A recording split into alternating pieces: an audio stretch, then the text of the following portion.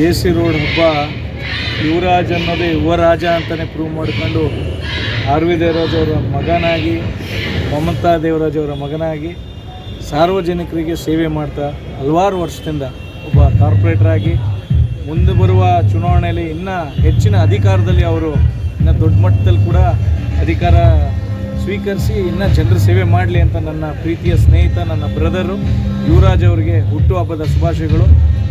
ಯುವಕರು ಯಾವಾಗಲೂ ಏನು ಪಾರ್ಟಿ ಮಾಡೋದು, ಮಸ್ತಿ ಮಾಡೋದು, ಇಲ್ಲ ಯಾವುದೋ ಒಂದು ಸೇರಿಸ್ಕೊಂಡು ಜೋಶ್ ಮಾಡೋದು ಇನ್ನೊಂದು ಇರ್ತದೆ.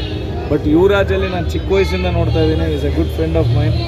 ಯಾವತ್ತು ಯಾವುದೇ ಸ್ಕೂಲ್ಗೆ ಹೋಗೋ ಟೈಮಿಂದ ಹಿಡಿದ್ಬೋದು, ಇವತ್ತು ಅವರು ಒಂದು ರಾಜಕೀಯವಾಗಿ ಕಾಂಗ್ರೆಸ್ ಪಕ್ಷದಲ್ಲಿ ಸಕ್ರಿಯವಾಗಿ ಅವರು ಒಂದು ಸದಸ್ಯತ್ವ ತಗೊಂಡ್ಮೇಲೆ ಒಬ್ಬ ಯುವಕ ಬರಲಿ, ಹಿರಿಕರು ಬರಲಿ, ಇಲ್ಲ ಯಾರಿಗೇ ಆಗಲಿ ಜನರ ಸೇವೆ ಮಾಡಲೇಬೇಕು ಅಂತ ಅವರು ಇವತ್ತೇನು ಒಂದು ಪಣ ತೊಟ್ಟಿದ್ದಾರೆ.